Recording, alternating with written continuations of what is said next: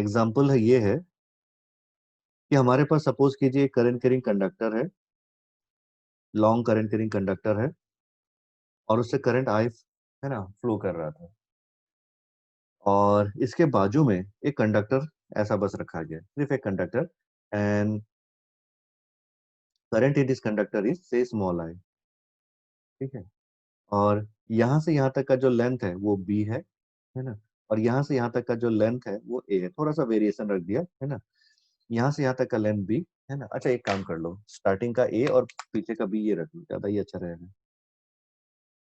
ये part A ले लो और दूसरे पार्ट को बी ले लो।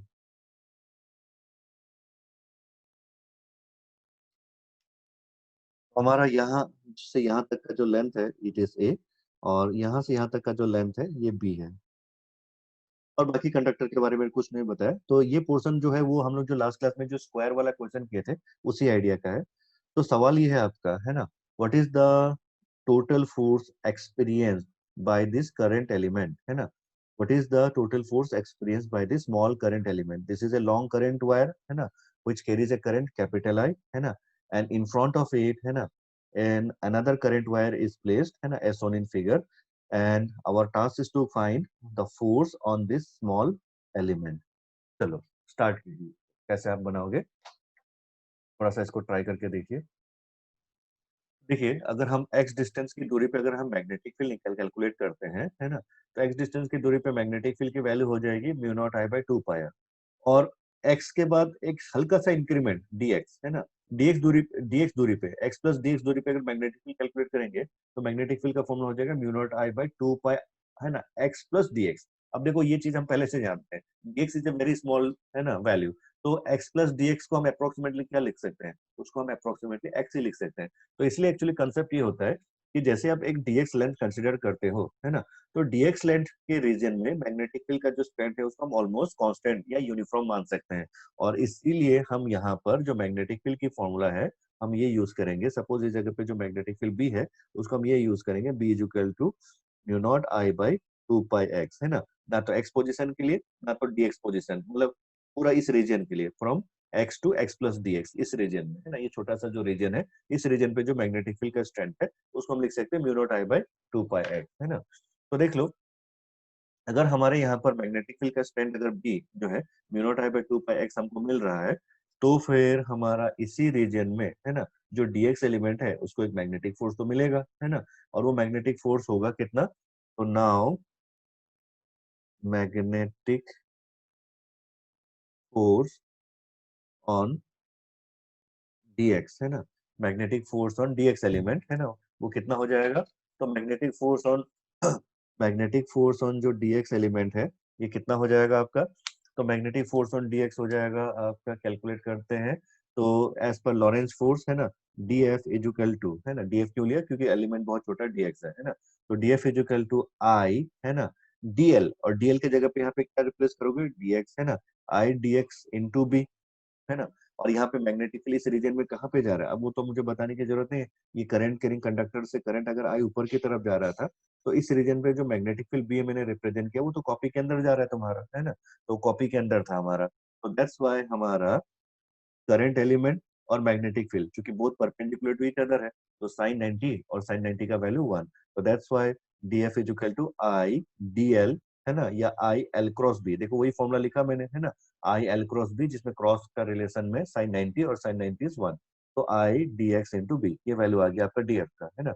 अब मुझे ये बताओ डीएक्स जो है वो तो डीएक्स ही, इसको कुछ नहीं कर सकते हो, बी की वैल्यू क्या है, तो बी की वैल्यू था आपका mu naught I by 2 pi x, बिठा दो इसको, है ना, तो यहाँ पर अब इसको रीअरेंज करके चीजों को लिख लेता हूँ, है ना, सो आई, है ना, बी के जगह पे mu naught I by 2 pi x, mu naught I divided by 2 pi x, है ना, और एक बच गया हमारा डीएक्स, है ना, ये बच गया हमारा डीएक्स। अब देखो ये जो डीएफ का जो टर्म आया उसमें आपको साफ दिख रहा है ना, this form is somewhat like integrable, है ना, इंटीग्रेबल टाइप का कोई फॉर्म आ रहा है, बट वेट, है ना, जैसे मैंने आप लोगों को समझाया कि मैथमेटिकली हर चीज इंटीग्रेबल दिखे तो डायरेक्ट इंटीग्रेट नहीं करना है फिजिक्स में, है ना, पहले एक बार उसको क्रॉस वेरीफाई कर लो कि वो सही है कि नहीं। तो चलो देखते हैं। देखो ये जो छोटा सा एलिमेंटल पोर्शन डीएक्स जिसको हमने कंसिडर कर रखा है इसमें लॉरेंस फोर्स देखो कहाँ मिल रहा है, तो इसको जो लॉरेंस फोर्स मिल रहा था वो ऊपर की तरफ मिल रहा था, इसको जो लॉरेंस फोर्स मिल रहा था वो कहाँ मिल रहा था, ऊपर की तरफ, है ना, नॉर्थवर्ड मिल रहा था। एनालाइज करके देख लो उसको, है ना, फ्लेमिंग्स लेफ्ट हैंड रूल लगा करके, तो इस पे जो लॉरेंस फोर्स है वो नॉर्थवर्ड मिल रहा था, ऊपर की तरफ।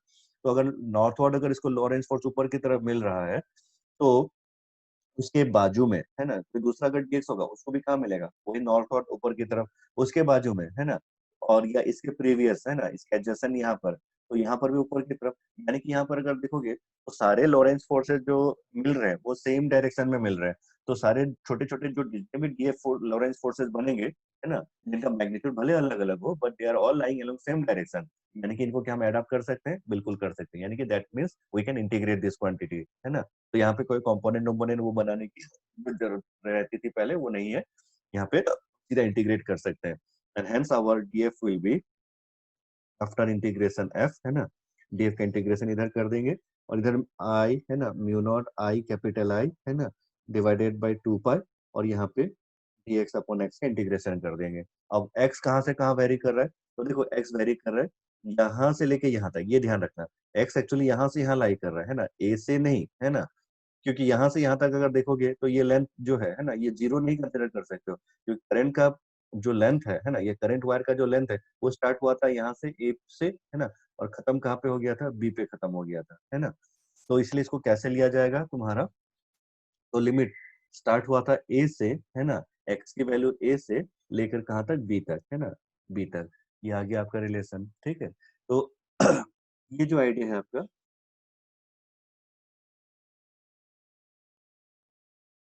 इस आइडिया को अब बस आपको सॉल्व करना है। तो अगर इसको सॉल्व करते हो तो दिस विल गिव अस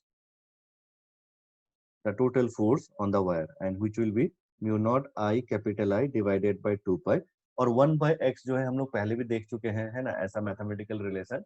ये बहुत ही सिंपल सा रिलेशन है, इसको आपको याद रखना है। ये एक्चुअली log x होता है ना, ये होता है log x, है ना, और log का जो बेस होता है वो e। देखो हम लोग log दो टाइप का पढ़ते हैं, एक बेस 10 और एक बेस e, है ना। तो जब भी इंटीग्रेशन वाला फॉर्म आता है उसमें हमेशा log बेस e ही आता है, और log बेस e को हम लोग ln से रिप्रेजेंट करते हैं। तो इसलिए ln, है ना, शॉर्ट में इसको ln, और ln x, है ना। और अब लिमिट्स बिठा दो, लिमिट्स कहाँ से कहाँ तक, a से लेकर के b तक, है ना। तो अगर आप इसको बिठाओगे तो यहाँ पर mu naught small I capital I divided by 2 पाई, है ना। अब देखो ये लॉगरिथमिक फंक्शन का आइडिया आप लोग को पता होना चाहिए। अगर ये ln एक बार x में b आएगा, फिर ln एक बार x में फिर a आएगा, तो ln b minus ln a। जब भी लेकिन माइनस होता है तो हम इसको डिवीजन फॉर्म में लिख देते हैं, तो इसलिए डायरेक्टली इसको मैं लिख सकता हूँ ln, है ना, b अपॉन a, है ना, क्योंकि ln b अपॉन a का मतलब ही होता है ln b minus ln a। तो ये आपका फाइनल रिजल्ट है, म्यू नॉट आई बाई 2 पर ln b अपॉन, है ना, a। तो this is your magnetic force. अब देख लो यही चीज अगर हम लोग लास्ट क्लास में अगर हम जो स्क्वायर लूप के लिए थे अगर कैलकुलेट करते, तो बाद में पता चल रहा है कि ये टर्म तो भाई ऊपर नीचे बराबर है, कैंसिल ही हो जाएगा। तो उस वक्त हमारा एनर्जी का लॉस, मतलब झूठ मूठ का ऐसे वेस्ट ऑफ टाइम, है ना। तो दैट्स वाई यही चीज जो है मैग्नेटिक फील्ड में आपको ध्यान रखना है सॉल्व करते वक्त प्रॉब्लम्स। ठीक, चलो दूसरे टाइप का क्वेश्चन आप समझते हैं। तो आज नया थ्योरी आप लोगों को नहीं समझाऊंगा, है ना। तो यहाँ पर हम लोग जो है आज मैग्नेटिक फोर्स का ही, है ना, ये सब जो करंट एलिमेंट वाले आइडियाज है उसी को हम और देखेंगे। तो देखो जैसे ये एनालिसिस कर लिया, पिछले क्लास के कंटिन्यूएशन के साथ ही था ये, एक तरह से बोल सकते हो। दूसरा आइडिया देखिए।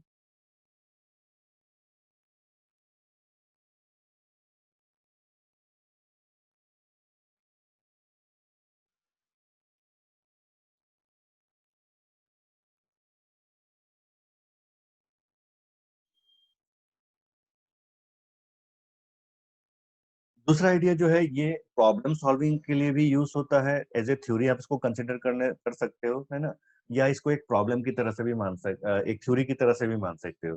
टॉपिक की तरह से इसको चलो एक थ्योरी की तरह से एनालाइज कर लेते हैं, है ना। ये टॉपिक है आपका force between two parallel wires, है ना। देखो टॉपिक मैंने force between two parallel wires बोल के कंसीडर किया है, जो हम लोग लास्ट क्लास में जो हम लोग देख रहे थे कि भाई अगर दो पैरेलल वायर्स में अगर करंट है तो करंट वो जो है सेम करंट अगर फ्लो करता है तो वहां पर तुम्हारा जो है एक दूसरे को अट्रैक्ट करेगा, अपोजिट डायरेक्शन में अगर करंट फ्लो करता है तो रिपेल करेगा, है ना। But what is the magnitude of that force, है ना। तो देखो अगर आप इसको यहाँ पर ऐसा ऑब्जर्व करोगे, हम टॉपिक को लिख force between two parallel wires, है ना, लेकिन उसका एक छोटा सा पॉइंट देखो, डायरेक्टली अगर ऐसा बोल देता हूँ कि भैया हमारे पास दो पैरेलल वायर्स इस तरह से रखा गया है और दोनों से मान लो सेम करंट फ्लो कर रहा था, और इजी एनालिसिस, चलो I1 I2 एनालाइज कर लेते हैं जैसे किया था। I1 I2 दो करंट यहाँ से फ्लो कर रहा है एंड बोथ आर इनफाइनाइट, है ना।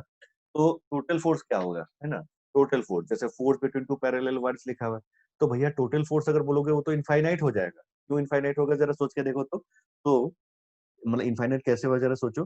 देखो ये I1 जो करंट है, ये I1 करंट जो है, ये क्या करेगा, एक मैग्नेटिक फील्ड क्रिएट करेगा, और ये I1 का जो मैग्नेटिक फील्ड है गोल गोल गोल गोल ऐसा घूमेगा, तो बिल्कुल इस जगह पे, है ना, उसका मैग्नेटिक फील्ड कहाँ गया, कॉपी के अंदर गया। तो इस रीजन में, है ना, मतलब जहां पर पूरा ये I2 है, उसमें मैग्नेटिक फील्ड हमेशा कहाँ रहेगा, कॉपी के अंदर रहेगा। तो कॉपी के अंदर रहेगा मैग्नेटिक फील्ड, तो इस एलिमेंट को फोर्स मिलेगा लेफ्ट हैंड साइड की तरफ, उसके ऊपर भी लेफ्ट हैंड साइड की तरफ, उसके ऊपर भी लेफ्ट हैंड साइड की तरफ, इसके नीचे वाला लेफ्ट हैंड साइड की तरफ। अब ये वायर अगर इनफाइनाइट लेंथ का है या काफी लॉन्ग है, तो उस पूरे एलिमेंट को force left left left left अगर मिल रहा है, तो टोटल फोर्स तो क्या करेंगे हम, टोटल फोर्स हमेशा क्या करते हैं, एडअप करते हैं, है ना। तो एडअप करोगे तो लेंथ अगर इनफाइनाइट है तो फोर्स भी क्या हो जाएगा, इनफाइनाइट हो जाएगा, है ना। तो ये कोई मतलब का नहीं हुआ। तो दैट्स वाई हम लोग यहाँ पर जो है actually force between two parallel wires बोलते जरूर है, बट कैलकुलेट किया जाता है फोर्स पर यूनिट लेंथ, है ना, ध्यान रखना। कैलकुलेट हम करेंगे सिर्फ फोर्स पर यूनिट लेंथ। तो यहाँ पे ये सोर्स शॉर्ट शॉर्ट में लिख देता हूँ, फोर्स, है ना, per unit length, per unit length. क्योंकि बुक्स में आप देखोगे तो ये टॉपिक जो है आपको वहाँ पे force between two parallel wire से दिया रहता है ना। और कई बार तो वहाँ पे तुम्हारा जो टर्म है वो एफ ही यूज करते हैं, ना कि एफ बाय एल यूज करते हैं, तो उसको देख करके कंफ्यूजन होता है। तो प्रॉब्लम सॉल्विंग में ये एक काफी आपको डायरेक्ट फॉर्मूला की तरह से आप यूज कर सकते हो, या इससे भी एक प्रॉब्लम की तरह से भी आप इसको एनालाइज कर सकते हो। तो चलिए स्टार्ट करते हैं इस आइडिया को। देखिए हमारे पास दो करंट है ना, I1 and I2, and they are separated by distance से d, ये डिस्टेंस के सेपरेशन पे था। And we need to calculate what is the force, है ना, पर यूनिट लेंथ, है ना। तो यहाँ पर जैसे लास्ट क्लास में ऑब्जर्व किया था कि भाई यहाँ I1 का मैग्नेटिक फील्ड इस जगह पे, है ना, कॉपी के अंदर जाएगा, let's say this is B1, है ना। और B1 में हमारा जो फोर्स, जो I2 करंट है, इसको फोर्स मिलेगा, है ना, and it can be represented as force on two due to one, है ना, ये वैल्यू। तो यहाँ पर जो force on two due to one है ना, अगर ये आप कैलकुलेट करते हो तो ये क्या पाते हो, देखो जरा। तो force on two due to one, है ना, तो फॉर ए एलिमेंटल लेंथ पहले कंसीडर कर रहा हूँ, या for a fix length, and suppose जो पोर्शन ऑफ लेंथ हम कंसीडर कर रहे हैं, सपोज ये पोर्शन ऑफ लेंथ हम कंसीडर कर रहे हैं, ये एल, ठीक है, एल लेंथ के लिए कंसिडर कर रहे हैं पहले, है। पूरा इनफाइनाइट लेंथ का तो हम एक साथ नहीं ले सकते क्योंकि इनफाइनाइट फोर्स हो जाएगा नहीं तो फोर्स ऑन टू, है ना, force on two second wire due to first wire, है ना। तो ये हो गया आई एल क्रॉस बी, है ना, आई एल क्रॉस बी। तो आई कितना है, तो आई था हमारा I2, है ना। एल क्या है, एल तो गिवन एल ही लिए, मतलब जो एल हमने कंसिडर कर लिया ये हो गया, है ना, आई एल क्रॉस बी, है ना। और बी यहाँ पे कौन सा लोगे, तो B1, किसका मैग्नेटिक फील्ड है, फर्स्ट वायर का मैग्नेटिक फील्ड है। तो I2LB1, है ना, ये आ गया। तो चलो इसमें वैल्यू बिठाओ और सॉल्व करो, तो F21 विल बिकम, है ना, I2, है ना, L, और B1 का वैल्यू फ्रॉम आपका मैग्नेटिक फील्ड, है ना, ये एक लॉन्ग वायर के कारण होता था, mu naught I divided by 2 pi R, और R यहाँ पे मैंने D कंसिडर किया हुआ है ना, ये रिलेशन I2,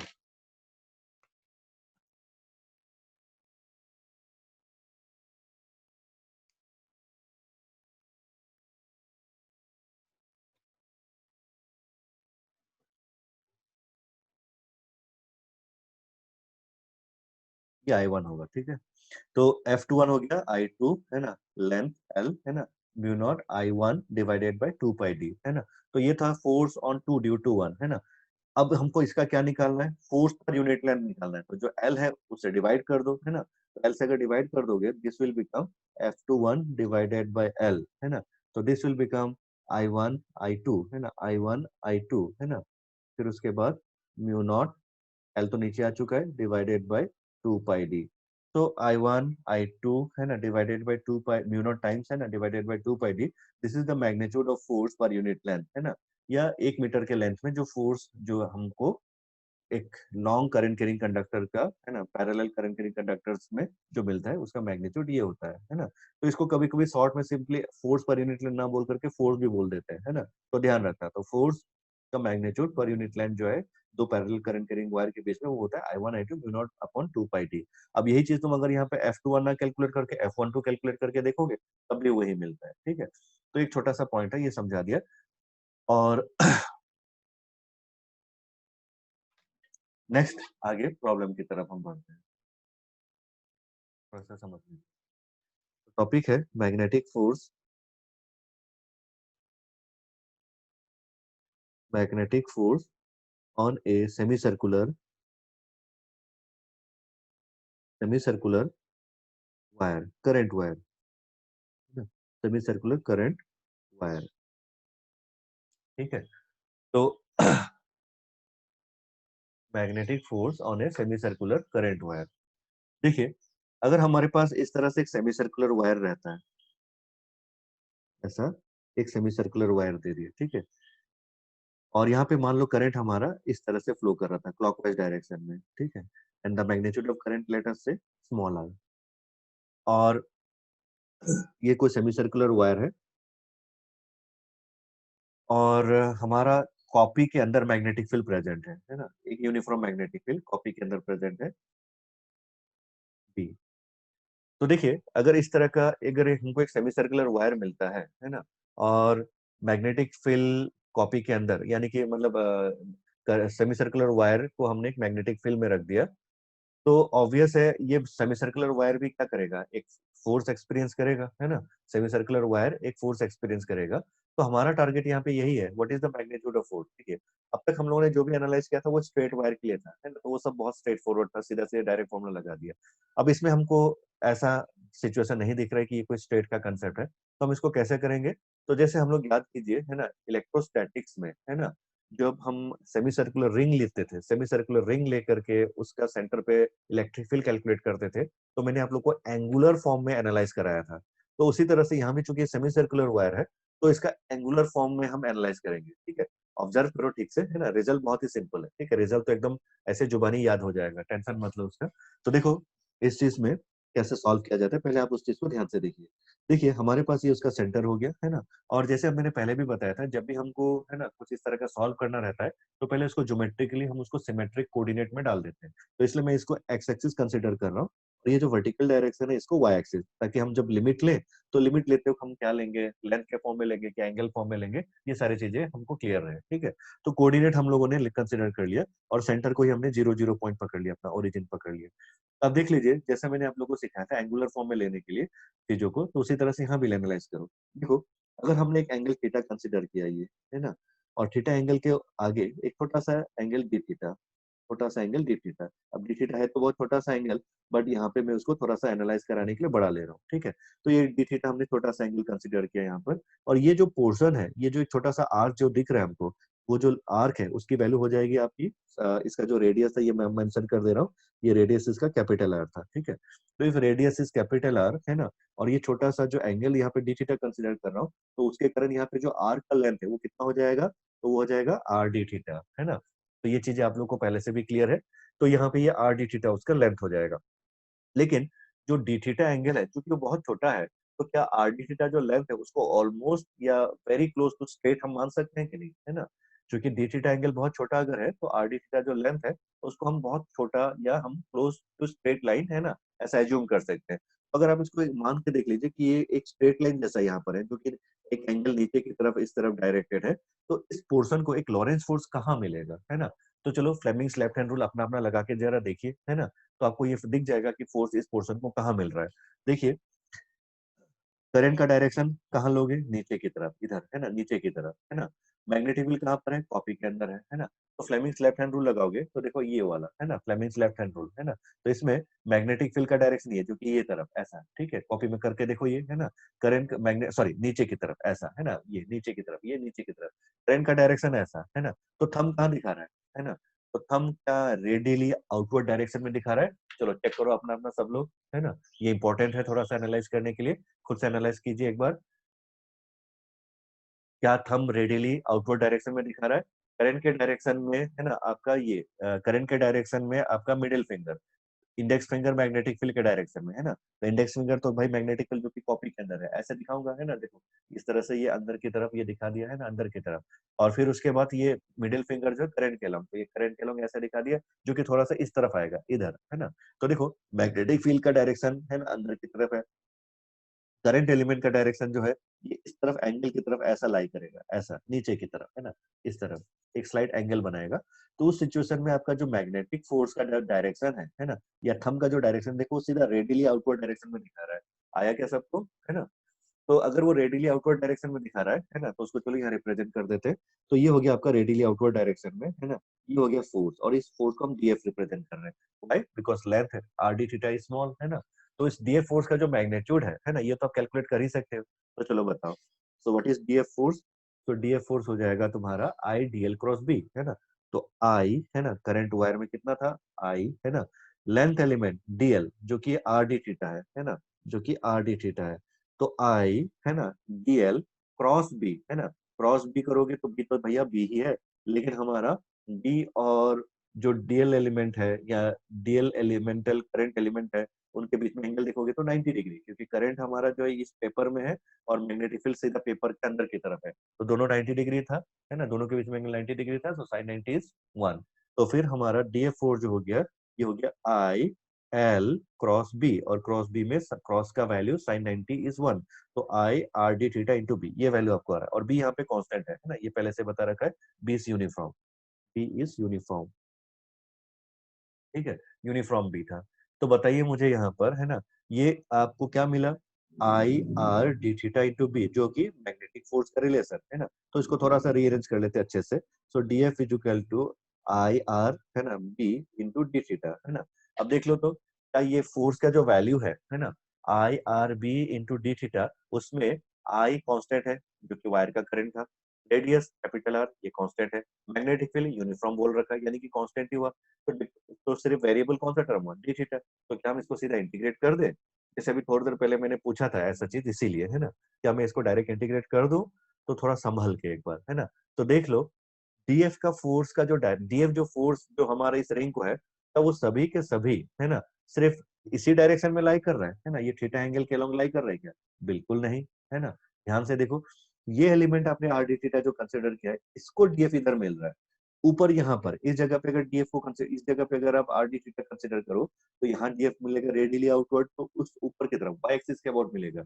यहाँ कंसिडर करोगे तो इस साइड मिलेगा है ना, कोई ऑब्ट्यूस एंगल बनेगा है ना। तो फिर अगर आप देखोगे तो इस पूरे एलिमेंटल ये पूरे जो सेमी सर्कुलर रिंग है, इसको फोर्स कैसा मिल रहा है, रेडियली आउटवर्ड डायरेक्शन में। यहाँ डीएफ इधर है ना, इधर डीएफ है ना, इधर ऊपर डीएफ है ना, इधर डीएफ है ना, इधर डीएफ। तो क्या ये इंटीग्रेबल है, बिल्कुल नहीं है ना, जो हम पहले से भी जानते हैं ये इंटीग्रेबल नहीं है। तो कैसे सॉल्व करें इसको है ना। तो रिकॉल कीजिए आइडिया है ना, ऐसे चीजों को हम लोग क्या करते थे, पहले रिजॉल्व करते हैं, और रिजॉल्व करके उनका है ना जो सेम सेम कंपोनेंट है उनको इंटीग्रेट करते हैं, मतलब सेम डायरेक्शन वाले कंपोनेंट को इंटीग्रेट करते थे, और जो कंपोनेंट कैंसिल हो सकता था उसको कैंसिल दिखा देते थे, या नहीं तो उनको भी हम अगर इंटीग्रेट कर सकते तो इंटीग्रेट करते थे है ना।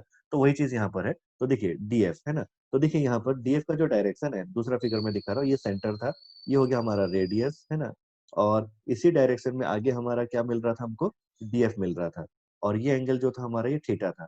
तो डीएफ का एक्स कॉम्पोनेंट और ये एक वाई कॉम्पोनेंट, ये एंगल थीटा, और ये एंगल चूंकि थीटा यहाँ पर नीचे जो हमें कंसिडर कर रखा है, और ये जो स्ट्रिप है मैंने थोड़ा ज्यादा बड़ा बनाया है सब चीजों को दिखाने के लिए, बट डी थीटा है ये एंगल, तो आपको पता है D theta will be very small, तो इसलिए डीएफ और ये जो डीएफ का जो एंगल है यहाँ भी वो थीटा ही आएगा।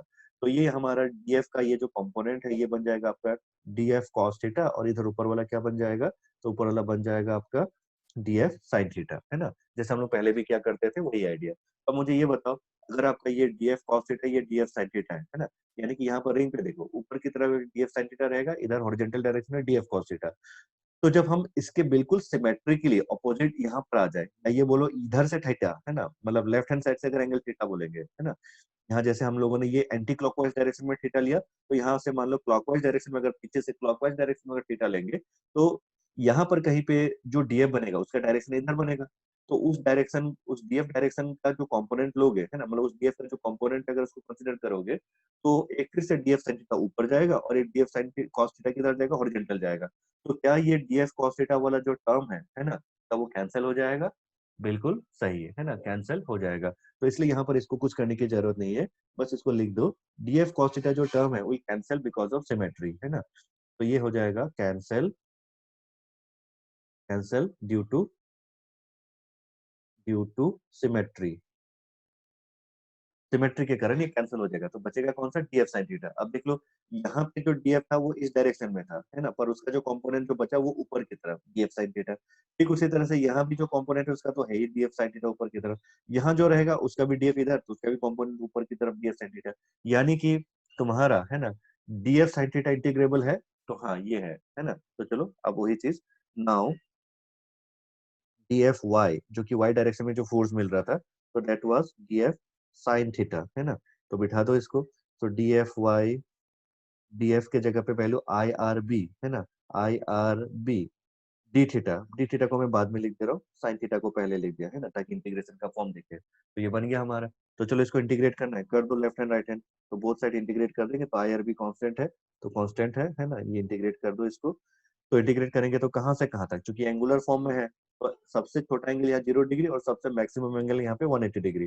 तो 0 से लेके पाई, यही मैंने सिखाया था आप लोगों को, है ना। और ये 0 से लेके एफ वाई, है ना। तो ये टोटल फोर्स भी इसको हम बोल सकते हैं। तो यहाँ पे एफ वाई या, है ना, ये एफ, तो this will become I are B, ये तो कांस्टेंट था, है ना, I are B. Sine theta का इंटीग्रेशन करोगे तो क्या आएगा, माइनस कॉस थीटा, है ना। तो साइन थीटा का आ गया माइनस कॉस थीटा, और लिमिट कहाँ से कहाँ तक, तो 0 से पाए। और ये वैल्यू आप लोग को कई बार यूज करने को मिला है। Minus cos theta, sign theta का इंटीग्रेशन क्या होता है, minus cos theta. Sign theta का डिफरेंशिएशन क्या होता है, कॉस थीटा, है ना। और साइन थीटा का इंटीग्रेशन होता था माइनस कॉस थीटा। तो ये वैल्यू कितना आता था, रिकॉल करो तो इसमें देख लो, माइनस को कंफ्यूज अगर होता है तो मैंने कहा था बाहर रख लो। तो माइनस को बाहर रखोगे तो कॉस 180 का वैल्यू -1, फिर उसके बाद कॉस 0 का वैल्यू 1, बट बीच में एक माइनस आएगा, तो -1, फिर -1, है ना। तो आ गया ये -2, और बाहर का माइनस जो था उसको वापस मल्टीप्लाई कर दो तो +2। या ये वैल्यू आप लोग को बार बार आया है, ऐसा है ना, इलेक्ट्रोस्टैटिक में याद कीजिए। तो इसका मैग्नीट्यूड होता था 2, तो ये वैल्यू हो जाएगा आपका कितना, 2 टाइम्स ऑफ IRB, है ना। रिजल्ट बहुत सिंपल है। अब ये रिजल्ट को आप कैसे कंक्लूड करोगे वो देखो, है ना। देखो, भले हम लोगों ने ये सेमी सर्कुलर वायर लिया है, लेकिन यहाँ पे कंसेप्ट आता है इफेक्टिव लेंथ का, है ना। तो इफेक्टिव लेंथ, है ना, नेट फोर्स जो है ना, जो कि एफ वाई था, ये आई इंटू 2R इंटू बी, है ना, I इंटू 2R, है ना, I into 2R into B. ये 2R बी, ये 2R इंटू बी, ये 2R क्या चीज है, this is your effective length, effective length. देखो प्रोजेक्टाइल, सॉरी, ये इस तरह के प्रॉब्लम में, है ना, बहुत ही एनालिसिस करना आसान है ना। अगर आपको इस तरह से ऐसा कोई भी कर्व पाथ दिया रहता है, तो आगे से दिमाग में एक ही चीज रखना, है ना। इंटीग्रेशन करके आपने क्या पाया, इंटीग्रेशन करके आपने ये देख लिया कि भैया DF cos theta, DF sin theta, DF cos cancel हो गया, डीएफ sin थीटा रह गया, डीएफ sin थीटा इंटीग्रेट करो। लेकिन फाइनल रिजल्ट में हमको क्या मिल रहा है ना, ये I2RB। और भी अगर आप यहाँ पे पैराबोला, ये तो सर्कुलर है, अगर पैराबोला लेते या हाइपरबोला लेते उनको भी अगर करते ना, तो ऐसा ही रिलेशन आता है उसमें भी, है ना। इससे हम एक्चुअली ये कंक्लूड कर सकते हैं कि जो एक्चुअली मैग्नेटिक फोर्स है ये पूरे वायर का, है ना, उसमें जो इफेक्टिव लेंथ है, क्योंकि देखो मैंने पहले भी समझाया था कि फोर्स के लिए जो है ना, I L क्रॉस B में लेंथ कंट्रीब्यूट होता है ना, लेंथ। तो लेंथ अगर कंट्रीब्यूट होता है, तो ये सेमी सर्कुलर लेंथ कंट्रीब्यूट नहीं होगा, उसका क्या है, इफेक्टिव लेंथ कंट्रीब्यूट होगा मैग्नेटिक फील्ड में। और वो इफेक्टिव लेंथ कौन सा है, वो ये पोर्शन है। यानी कि तुम्हारा यहाँ से यहाँ तक का लेंथ जो है वो क्या है ना, वो तो डायमीटर हो गया। तो रेडियस गिवन था R, तो डायमीटर कितना हो गया, 2R, है ना। तो I 2R इंटू B, है ना। और ये किसी भी स्ट्रक्चर के लिए होता है ना। आगे से आप इसको अभी इंटीग्रेट मत करो, ये डेरिवेशन की तरह से इसको समझ लिया, है ना। आगे से इसको सॉल्व करने की जरूरत नहीं है ना। तो कभी भी ऐसा सिचुएशन मिलता है ना, तो सीधा उसमें सिर्फ और सिर्फ, है ना, जो नीचे का जो इफेक्टिव लेंथ है वो देखो कितना आता है।